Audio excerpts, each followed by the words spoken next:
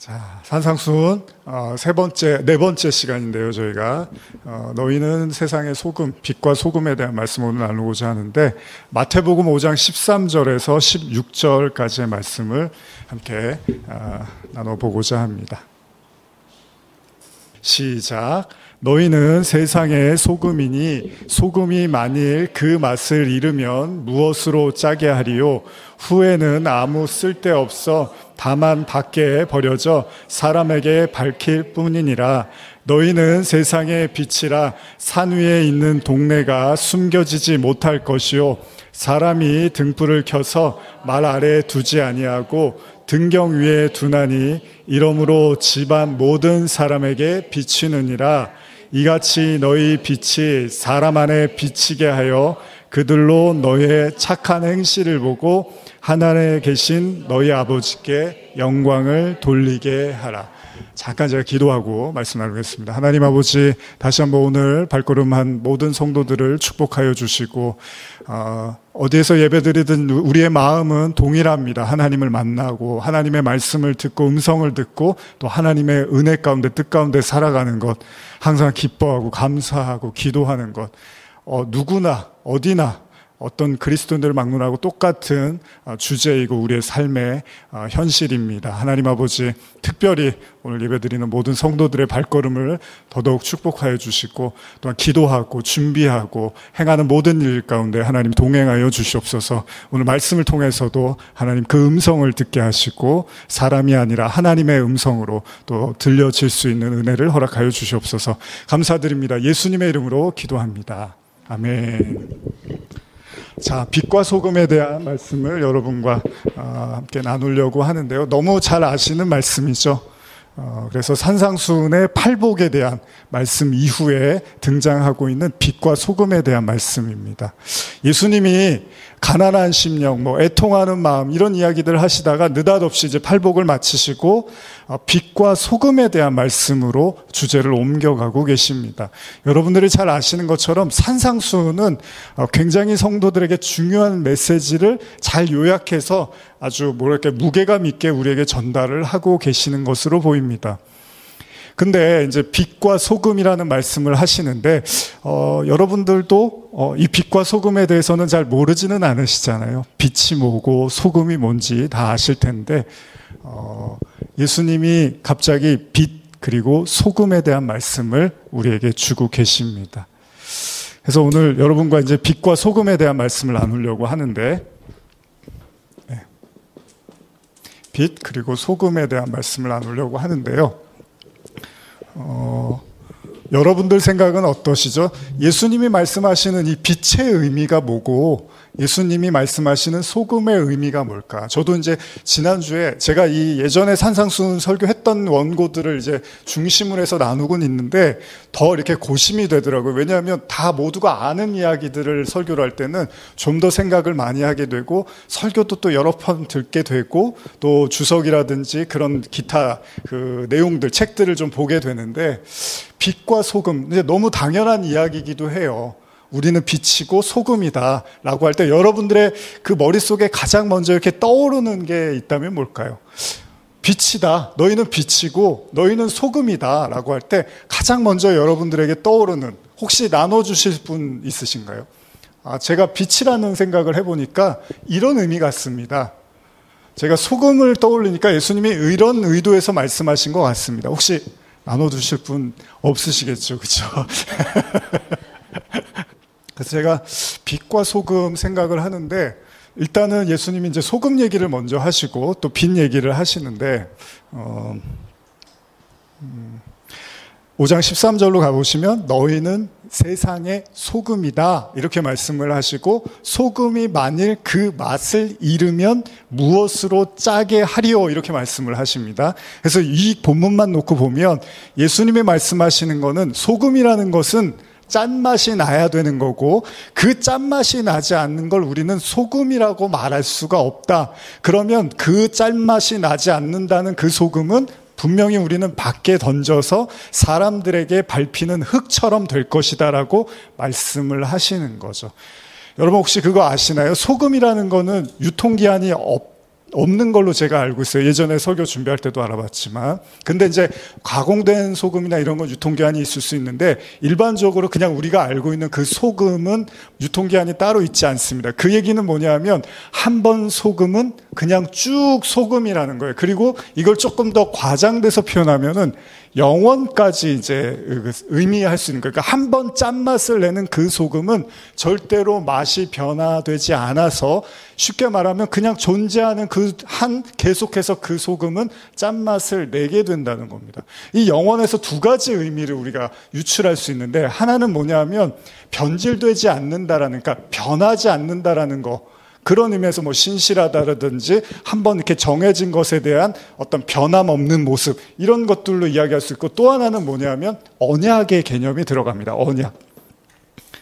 죄송합니다. 언약의 개념이 들어갑니다. 그러니까 언약이 들어가는 게 뭐냐면 하나님이 여러분과 저를 이렇게 한 번 사랑하고 구원하시기로 작정을 하시면 그 영혼은 영원히 하나님이 책임지시겠다라는 개념도 들어갑니다. 그래서 우리가 이제 장로교에서 칼빈주의에서는 이제 그 예정 선택 이런 걸 믿잖아요. 그런 의미에서 보면은 이 소금의 개념이 한 번 하나님이 예정하고 선택한 사람은 영원히 변함없이 그와 함께 한다. 그를 지켜주신다. 구원하신다. 그래서 구약으로 넘어가면 이 소금을 옆에다가 뭐라 하면 소금 언약이라는 말이 나옵니다.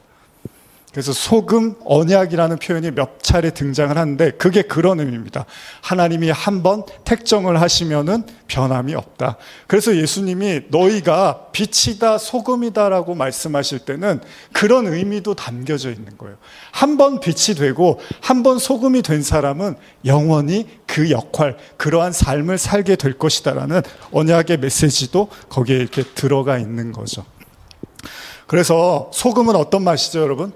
한번 그 맛을 나면, 그러니까 식초등 뭐 고추장이든 우리가 그 고유의 맛이 있잖아요. 그래서 예수님이 이 물이라는 게 성경에서 그 진리를 표현할 때 예수님이 물 이렇게 표현하는데 예수님이 이제 생수로 표현을 하시죠. 그래서 내 안에서 생수의 강이 흐른다라고 할 때 이제 물. 그래서 사마리아 여인한테도 내가 너한테 생수를 줄 수 있어. 그럴 때 이제 물을 우리가 진리로 설명을 하는데 물이 맛이 없어요.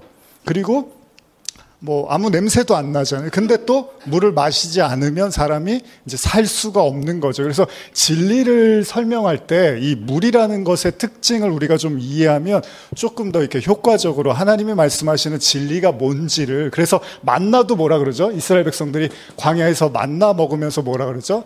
그래요, 맞아요. 맛은 있었어요. 처음에는 맛있었어요. 근데 조금 지나니까 이스라엘 백성이 질려갖고 아유 맛이 없다, 힘이 없다, 이거 먹으면 힘이 없다. 근데 물이 약간 그런 이제 느낌인데, 진리라는 거는 의외로 우리가 생각하는 달콤하고 입에 착착 달라붙고 힘이 나는 게 아니라 사실 있으나 마나한 것처럼 느껴질 수도 있는 게 이제 진리의 개념에서 설명을 하는 거죠. 그러다 보니까 사람들이 이제 그 자극적인 걸 좋아하잖아요. 뭐 짜고 맵고 달고 이제 이런 것들을 좋아하는 게 이 어떻게 보면 신앙의 모습 안에서도 다 이렇게 녹아져 있는 것 같아요. 근데 실제로 진리는 어떻게 보면 무치, 무향, 무색, 뭐 냄새도 안 나고 맛도 없고 뭐 이런 이제 개념으로 항상 등장을 하고 있는 거죠. 그런데 그럼에도 불구하고 예수님이 오늘 이제 소금을 언급을 하시면서 짠맛에 대한 이야기를 하시는 거죠. 소금은 반드시 짜야 되고 짠맛이 나지 않으면 더 이상 그것은 소금이라고 볼 수가 없다라고 이야기를 합니다. 아까도 제가 말씀드린 것처럼, 그럼 여러분 소금이라는 게 정말로 짠맛을 잃어버릴 수가 있을까요? 소금이라는 게 짠데 짠맛을 잃어버릴 수가 있을까요? 자, 그러면 짠맛에 대해서 예수님이 짠맛으로 비유를 하셨는데, 소금이 한번 짠맛을 냈는데 변질될 수 있느냐? 변질될 수가 없다는 얘기죠. 그러면 무슨 얘기입니까? 처음부터 그 짠맛을 내지 못했던 소금은 처음부터 소금이 아니었다는 얘기죠.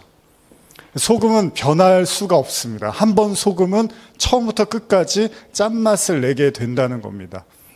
근데 제가 주석을 보면 이런 내용이 있는데요.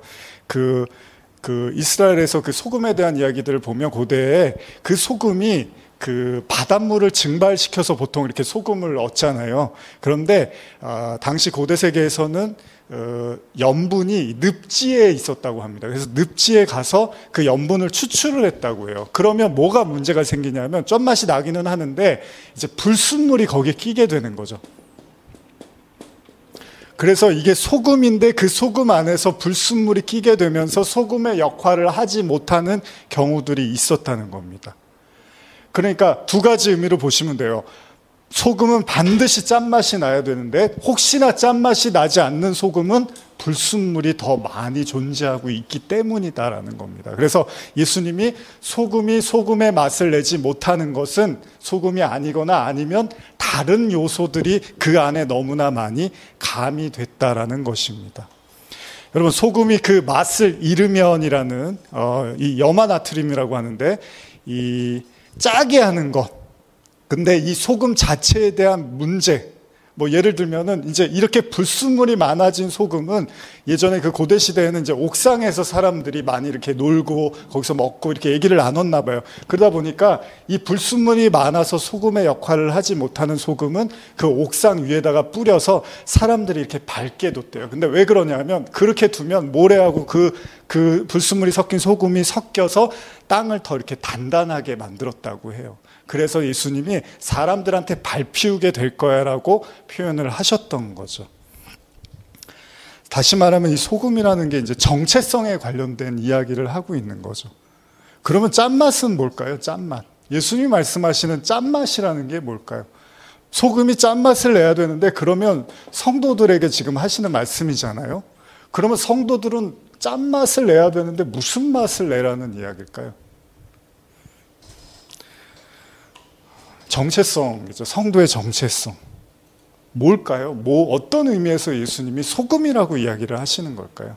여러분들이 갖고 있는, 그러니까 여러분들이 성도면 반드시 여러분들 안에 가지고 있는 짠맛이라는 정체성이 있어야 되는데 그게 뭐냐는 거죠. 근데 실제로 사람이 재밌는 게 땀을 흘리면 짠맛이 납니다.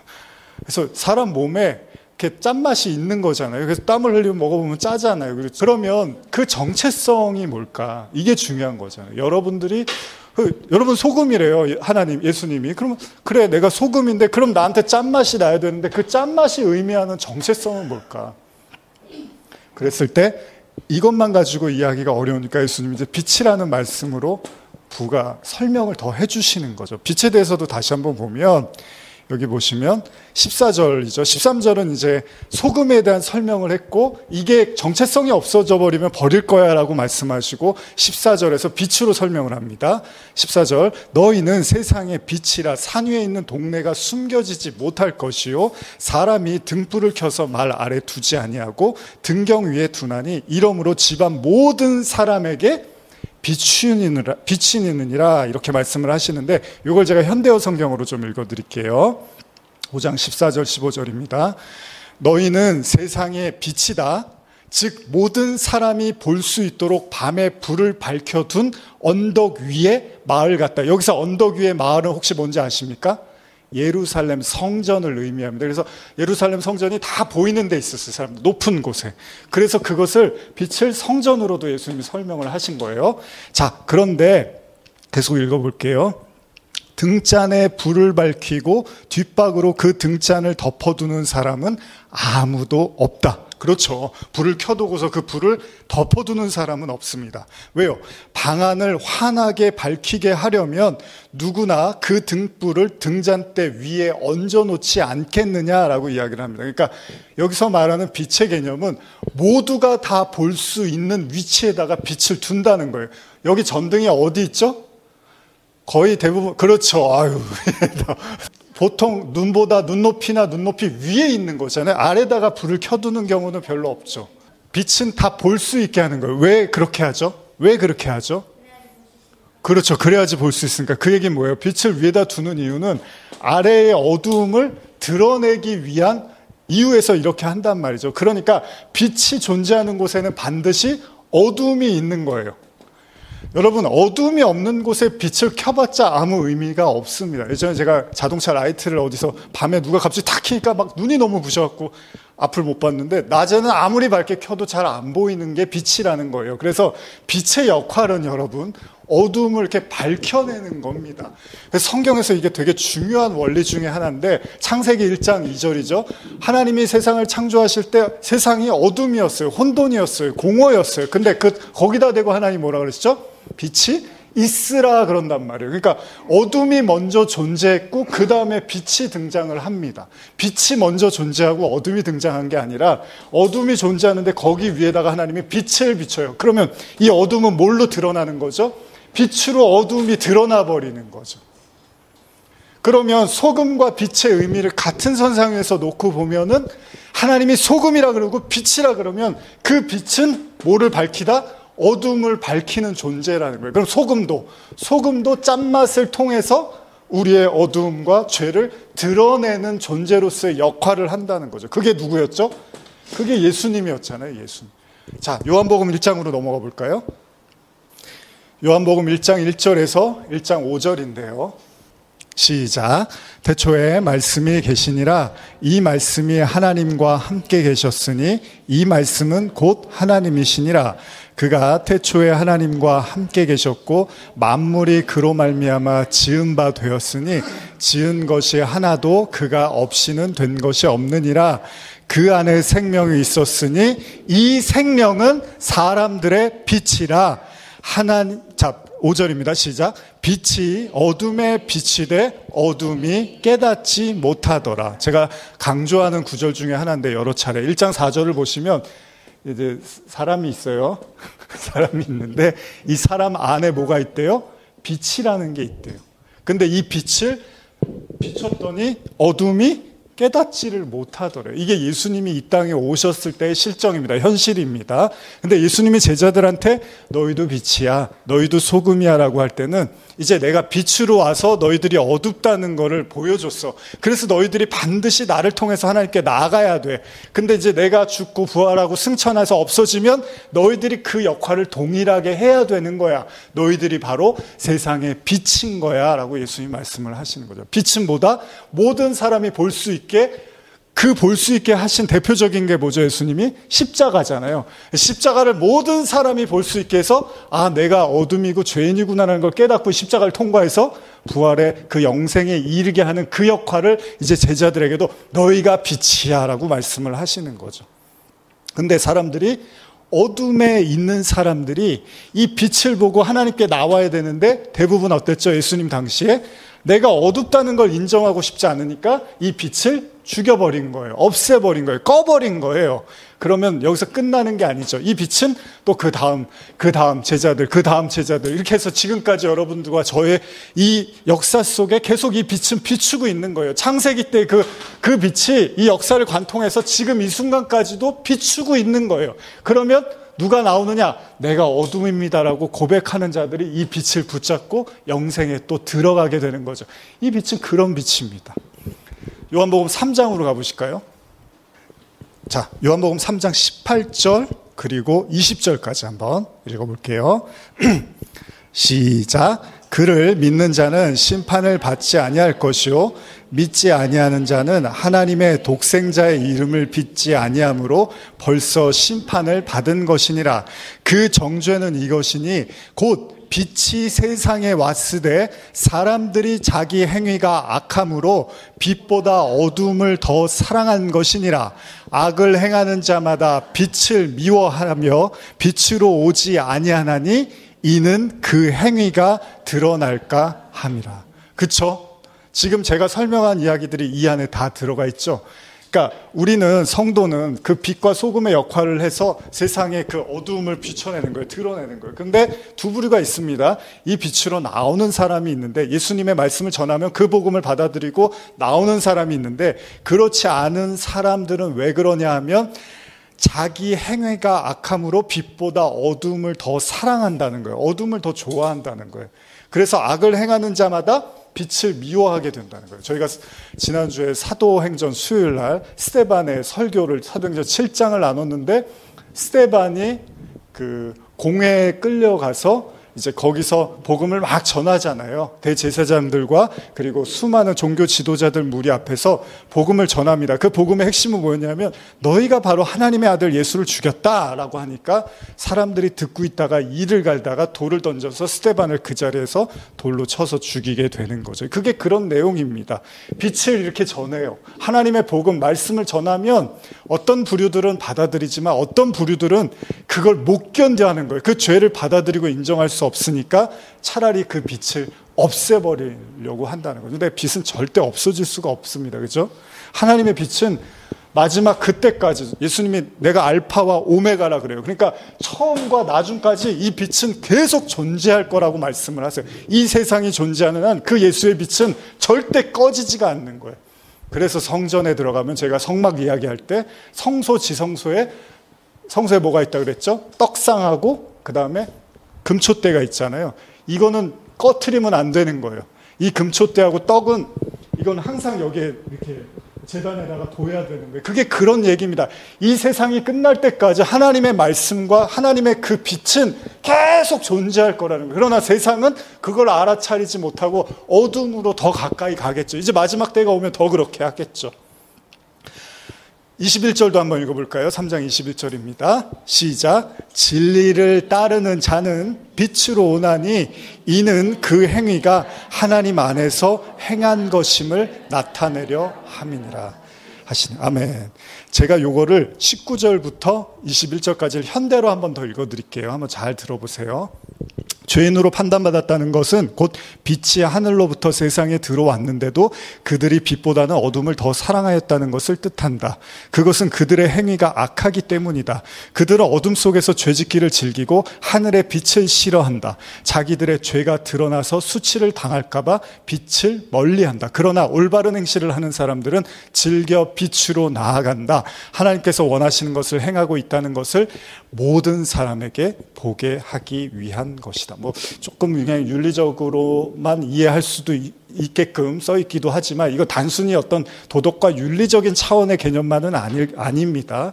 어쨌든 간에 예수님이 우리에게 빛과 소금이라는 말씀을 하셨어요. 산상수훈을 통해서.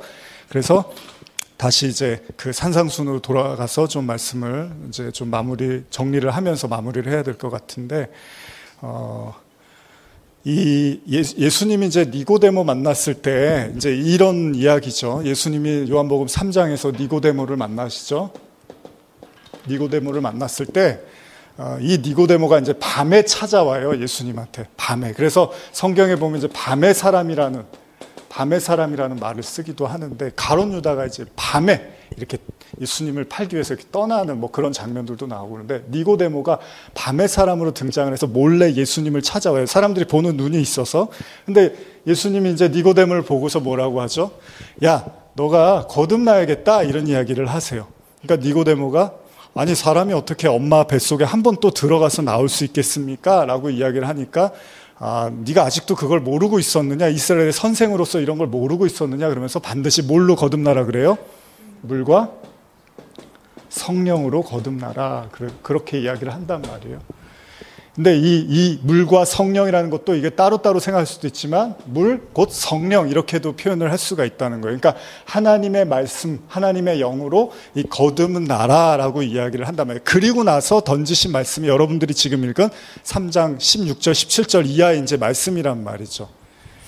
다시 말하면 니고데모 같은 사람들은 자신이 어두움 가운데 있다는 것을 조금이나마 인지를 했던 것 같아요. 그래서 예수님이 하시는 일이 하나님의 아들 같으니까 이제 몰래 나왔어요. 그런데 예수님이 이 거듭남을 이야기하자 니고데모가 이걸 이제 받아들였던 것으로 보여요.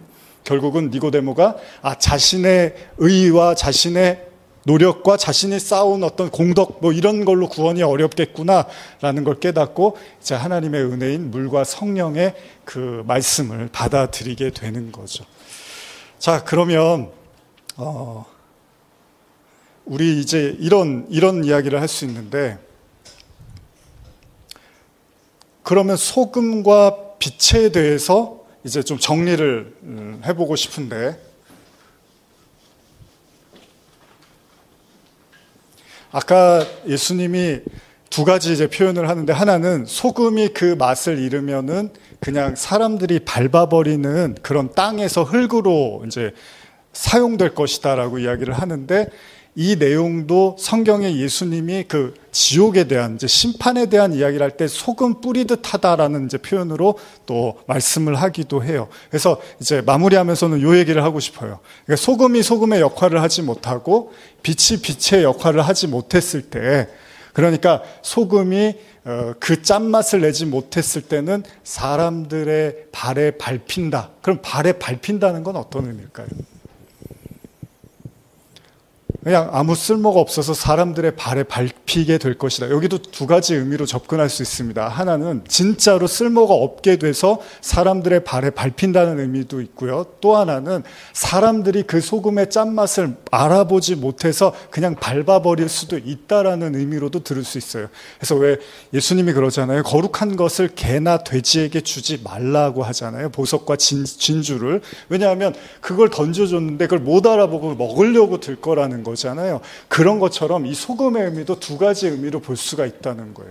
진짜로 쓸모가 없어져 버린 소금은 사람들이 밟아버린다는데, 저는 그냥 그렇게 생각을 해요. 이게 소금이 진짜 그 역할을 못하면 흙과 다르지 않는 거잖아요. 사람이 흙에서 와서 흙으로 돌아갑니다. 전도서에서 그렇게 이야기를 하죠. 우리 창세기를 통해서도 그렇게 알고 있는데, 흙이라는 거는 반드시 이제 하나님의 우리가 빛, 아까 창세기의 빛을 얘기했는데 여기가 땅이란 말이에요. 여기가 땅이고, 하나님의 사람은 이 땅에서 시작해갖고 반드시 이 빛을 통해서 그 이제 나중에 좀 말씀드리겠지만은 그 성령, 그 물, 하나님의 진리를 이렇게 담게 됨으로써 이제 승천을 한다라는 게, 예수님이 승천을 하시잖아요, 하늘로. 우리도 이 땅에 불과한 존재인데 그 하나님의 말씀과 은혜를 통해서 우리가 하늘의 존재가 돼야 되는 거잖아요. 그걸 거듭났다고 하는 건데, 이제 그렇게 되지 못했을 때 이 흙은 그냥 흙으로서 끝나게 되는 거죠. 그래서 그냥 처음에도 흙이었고 나중에도 흙으로 마무리를 하게 되는 것이 예수님 말씀하시는 그 땅에 밟히우는, 그래서 절대 그 하늘을 이해를 못하게 되는 거예요. 그 하늘에 하나님의 창조와 구원과 은혜를 하나도 이해하지 못한 상태로 흙으로 마무리하게 되는 거죠. 빛도 마찬가지입니다. 이 빛이, 여러분과 제가 빛을 갖고 있는데 이 빛이 이제 이렇게 밝혀야 되잖아요. 근데 그 빛을 이렇게 나타내지 못하면은 자꾸 빛을 이렇게 덮어둔다고 예수님이 이제 설명을 하시는 건데, 이렇게도 한번 이해했으면 좋겠어요. 여러분들 안에 빛이 있으면 이 빛은 어떻게 발할 수 있을까요? 빛을 우리가 발하라 그랬잖아요. 이사야 60장 보면은 일어나라 빛을 발하라 이렇게 말씀을 하세요. 한번 이사야 60장으로 가볼까요? 이사야 60장입니다. 제가 올 초부터 이게 묵상하던 말씀인데, 여기 보시면 한번 같이 읽어볼까요? 1절, 2절 한번 읽어볼까요? 시작. 일어나라 빛을 발하라. 이는 내 빛이 이르렀고 여호와의 영광이 내 위에 임하였음이니라. 보라, 어두움이 땅을 덮을 것이며 캄캄함이 만민을 가리려니와 오직 여호와께서 내 위에 임하실 것이요 그의 영광은 내 위에 나타나리니. 여기도 보시면요, 2절을 가만히 보시면 어두움이 땅을 덮는데요. 그러니까 빛이 임하니까 어두움이 땅을 덮을 거래요. 캄캄함이 만민을 가리게 될 거래요.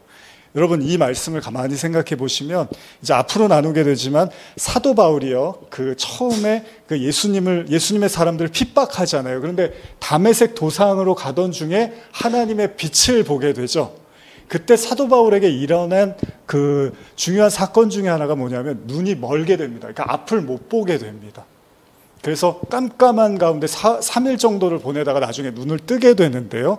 마찬가지로 여러분과 제가 빛이 임했다는 것은 또 다른 의미에서, 그러니까 진짜 여러분들 안에 빛이 있고 소금이 있으면 동시에 여러분들이 보게 되는 것은 세상이 어둡고 깜깜하다는 것을 인식하게 된다는 거예요. 그래서 여기도 내 빛이 이르렀구나라고 하고 나서 바로 2절에서 보라, 어두움이 땅을 덮고 캄캄함이 만민을 가리우고 있다라는 말씀이 같이 이렇게 붙어 있는 거죠. 그러니까 여러분과 제가 하나님의 빛으로 더 충만해지고 그 빛이 우리 안에서 더 활활 타오를 때 이 세상이 어둡고 캄캄한 가운데서 헤매이고 있구나라는 것을 우리가 알게 되는 거죠. 근데 우리가 그것을 눈으로 이렇게 인식하지 못하고 바라보지 못하게 되면 구분이 안 되는 거예요. 어둠과 빛에 대한 구분이 모호해지기 시작하는 거죠. 그러니까 뭐가 빛이고 뭐가 어둠인지가 모호해지면서 거기서 그 소금의 짠맛이라든지 빛이 발해야 되는 그 내용들을 이렇게 전달할 수 없게 되는 상태가 되는 거죠. 그거를 빛이 이렇게 가리워졌다, 감추어졌다라고 예수님이 표현을 하고 있는 거죠. 다시 말하면은 예수님이 산상순에서 빛과 소금을 말씀하실 때, 예수님은 이 말씀을 왜 하셨죠? 당연히 구원에 대한 말씀이잖아요, 구원. 예수님의 그 가르침과 모든 내용의 핵심은 그냥 구원입니다. 요즘 제가 더 말씀 묵상하면서 더 느끼는 건데, 교회도 성도도 다른 거 없습니다. 그냥 구원이 전부입니다. 예수님의 가르침의 100%는 다 구원에 대한 메시지 외에는 아무것도 없습니다. 정말 이 세상은, 제가 어르신들 계시지만 저는 아직 덜 살았지만 정말 이 세상은 눈 깜짝할 사이에 다 지나갈 겁니다.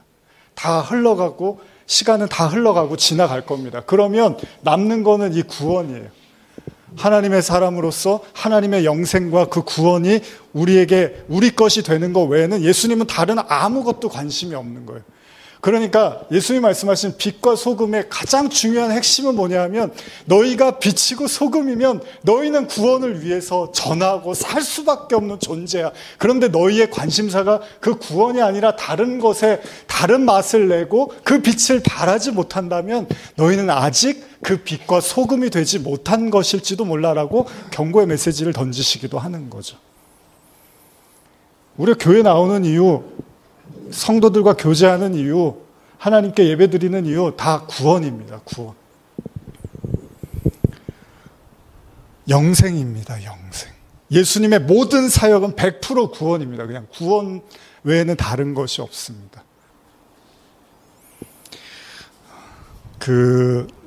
지난주에도 제가 좀 나누고 있는데 이런 말씀 한번 나누고 이제 마무리하겠습니다. 고린도전서 13장 1절에서 3절입니다. 13장 1절에서 3절입니다. 예. 지난주일에도 제가 좀 잠깐 나눴었는데요. 중요해서 한 번 더 오늘 나누겠습니다. 시작. 내가 사람의 방언과 천사의 말을 알지라도 사랑이 없으면 소리나는 구리와 울리는 꽹과리가 되고, 내가 예언하는 능이 있어 모든 비밀과 모든 지식을 알고 또 산을 옮길 만한 모든 믿음이 있을지라도 사랑이 없으면 내가 아무것도 아니요, 내가 내게 있는 모든 것으로 구제하고 또 내 몸을 불사르게 내줄지라도 사랑이 없으면 내게 아무 유익이 없느니라. 여기서 말하는 사랑, 혹시 여러분들 심각하게 고민해 보셨나요? 도대체 이 사랑이 뭐길래 천사의 말을 하고 믿음이 있고 비밀을 알아도, 지식이 있어도, 산을 옮길 만한 그런 믿음이 있어도 사랑이 없으면 아무것도 아니고, 심지어는 모든 것, 집을 팔아서 다 구제를 하고 내 몸을 불사르게 내어줘도 사랑이 없으면 아무것도 없다. 저는 이게 대학 때부터 이 구절에 굉장히 사로잡혀서 많이 묵상도 하고 설교도 하고 생각도, 요즘까지도 이 말씀들은 제 안에서 계속해서 고민되어지는 말씀인데, 제가 오늘 성도님들한테 또 자주 못 뵐 수도 있으니까 한 번 더 이렇게 좀 마음속에 이렇게 남기셨으면 좋겠어서, 이게 뭘까요? 이 사랑이. 아니, 몸을 바치면은 그거보다 더한 사랑이 어디 있고, 집을 팔아서 다 나눠주는 거, 그거보다 더한 사랑이 어디 있습니까? 말로만 하는 게 아니라 행동으로 옮기는 사람인데, 근데도 사랑이 없으면 아무것도 아니래요. 요즘 제가 설교 혹시 들어보신 분은 아시겠지만 성소 지성소 얘기를 이제 매번 하고 있거든요. 성소를 지나서 지성소로 들어갑니다. 지성소에서는 하나님이 임재를 합니다. 근데 여러분 들으셨지만 하나님이 임재하는데 잘못되면, 이 안에서 용서를 못 받으면 대제사장이 죽어서 나옵니다.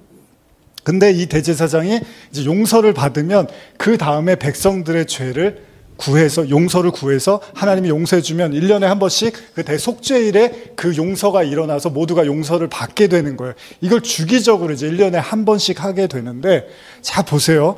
이 지성소에서 하나님의 임재가 일어나고 이 지성소에서 그러면 일어나는 게 용서라고 했잖아요. 용서. 그러니까 하나님을 만나는 가장 주된 목적은 용서입니다. 용서를 받는 거예요. 그러려면 반드시 죄인이라는 게 전제가 돼야 돼요. 내가 죄가 있어야지 용서를 받는데 내가 죄가 없다 그러면 용서할 게 없잖아요, 하나님이. 그러니까 죄인이라는 게 인정이 돼서 용서를 받게 되는데, 그러면 이 용서받은 사람이 나와서 뭘 해야 되겠죠? 네? 누가 그랬죠? 그렇죠. 이 용서를 받은 사람이 나와서 할 일은 용서예요. 혹시 1만 달란트의 비유 아시나요? 자기가 왕한테 1만 달란트의 그 빚을 탕감을 받았어요. 그런데 밖에 나가서 너무 감사하고 기뻐하고 그래야 되는데 자기한테 100데나리온 빚진 사람을 가서 막 괴롭힙니다. 돈 갚으라고 빨리. 그랬더니 다시 임금이 불러요. 너는 내가 1만 달란트를 탕감해 줬는데 그게 지금으로 하면 수조 원입니다. 그걸 용서해 줬는데 너는 어떻게 이 100달란트 뭐 몇백만 원 빚진 사람을 괴롭히고 있구나. 넌 다시 들어와서 네 빚을 다 갚을 때까지 나가지 마. 그렇게 끝납니다. 그 비유가. 그게 뭐냐면 성경이 진짜 우리에게 말하고 싶은 게 용서고, 예수님 십자가를 왜 지셨죠? 용서예요, 용서. 다른 게 아니라 용서예요. 그걸 다른 말로 사랑이라고 하는 겁니다. 용서랑 사랑은 같은 말이에요. 왜? 사랑하니까 용서를 해주시는 거니까. 사랑해서 십자가를 져서 용서하신 거니까. 그러면 그 사랑과 그 용서는 같단 말이에요. 그러면 여기서 말하는 사랑이 없으면이라는 말은 그 용서가 뭔지를 모르면, 그 구원의 그 용서, 하나님의 그 지성소에서 하나님의 임재하시는 그 용서와 사랑의 의미를 알지 못한 채 내 집을 팔아야지, 저 사람을 위해서 내 목숨을 던져야지라고 해버리면 그건 하나님한테 하나도 카운트가 안 된다는 얘기입니다. 하나님은 오로지 구원을 위한 사랑과 용서를 주신 건데, 유대인들이 어떻게 했죠? 그거를 깨닫지를 못하고 행위로서 사람들한테 정을 베풀고 사랑을 베풀고 헌신을 많이 해야 되고 이런 거는 했는데, 그 절대적 하나님의 임재에서 나타나는 용서의 사랑의 개념을 이해를 못하고 있었다는 거예요. 그래서 사도 바울이 말하는 거예요. 그 사랑을 모르면 아무것도 아닌 거라는 거죠. 그래서 사랑은 오래 참고. 그러면 그 말을 이제 집어넣으면 되는 거예요. 그 구원과 용서를 안 사람이 누군가를, 영혼을 구원할 때 그들은 오래 참고, 그들은 온유할 거고, 그들은 자기의 유익을 구하지 않을 것이고, 그렇죠? 그 구원과 그 용서가 전제된 사랑만이 그 사랑을 가능케 한다고. 왜? 그 사랑을 받았으니까. 내가 그 용서를 알고 그 사랑을 받아버려갖고 그거를 위해서 참을 수 있고 견딜 수 있고 웃을 수 있고 기다릴 수 있다는 거죠. 저는 이게 전부라고 봐요, 성경이. 그래서 예수님이 너희가 바로 빛과 소금이다. 내가 했던 그 일들을 너희가 이제 하게 될 거야. 내가 죽고 부활하고 승천하면 그리스도인들은 바로 그 구원과 그 사랑을 빛과 소금으로 나타낼 거야 라고 말씀하신 거죠. 오늘 모두가 그 빛과 소금의 역할을 감당하는 우리 어린아이들부터 어르신들에 이르기까지 그 은혜가 넘치시기를 축복합니다. 마무리하면서 당신은 빛과 소금입니다. 이렇게 축복하면서 마무리할까요? 우리 앞뒤적으로 시작. 당신은 빛과 소금입니다. 아멘. 감사합니다. 우리 이 시간에 기도하고 이제 찬양하고 마치겠습니다. 기도하시겠습니다. 하나님 아버지, 소금이 짠맛을 내지만 불순물이 많아지면 더 이상 짠맛을 내기보다 다른 맛을 낸다고 예수님이 말씀하셨습니다. 다른 이야기를 하기 시작하고, 다른 말을 하기 시작하고, 다른 관심사를 말하다가 정작 가장 중요한 구원의 메시지를 놓치고 있는 오늘날 그리스도인들은 아닐까 생각해 봅니다. 과연 우리가 지성소에서 그 하나님을 만났고 그 용서와 사랑을 경험했는지를 또한 생각해 봅니다. 하나님, 오늘 이 자리에 함께한 모든 성도들에게 빛과 소금의 은혜로 임하여 주시옵소서. 감사와 찬양을 드리며 예수님의 이름으로 기도합니다. 아멘. 우리 같이 내 영혼이 은총 입어 함께 찬양하시고 예배를 이제 마무리하겠습니다. 같이 찬양하시겠습니다.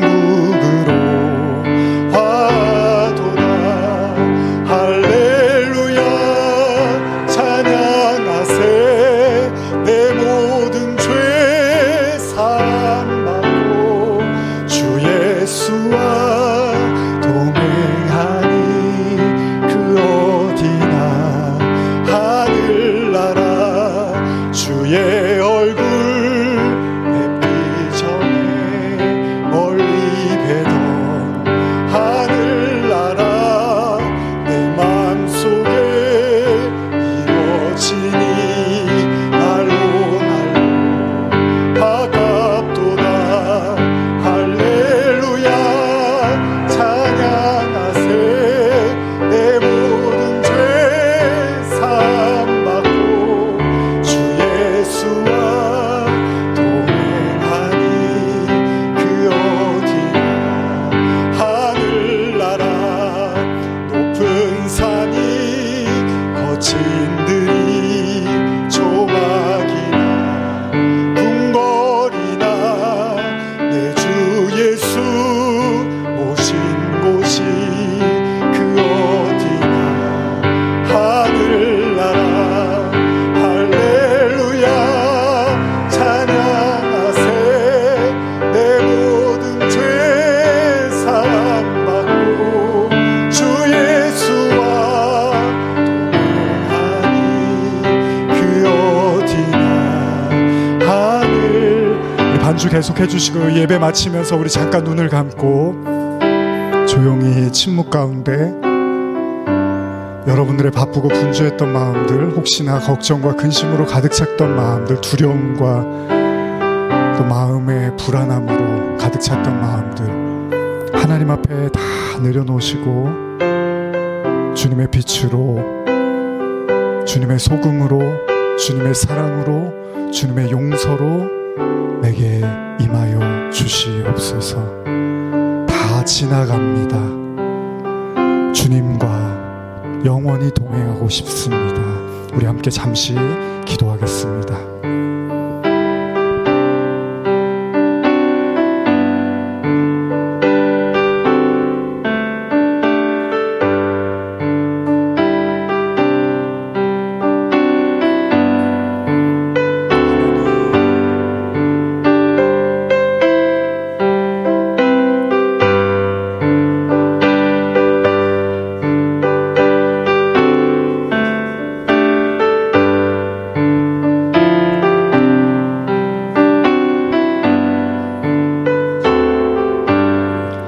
높은 산이 거친 들이 조막이나 궁궐이나 내 주 예수 모신 곳이 그 어디나 하늘나라 할렐루야 찬양하세.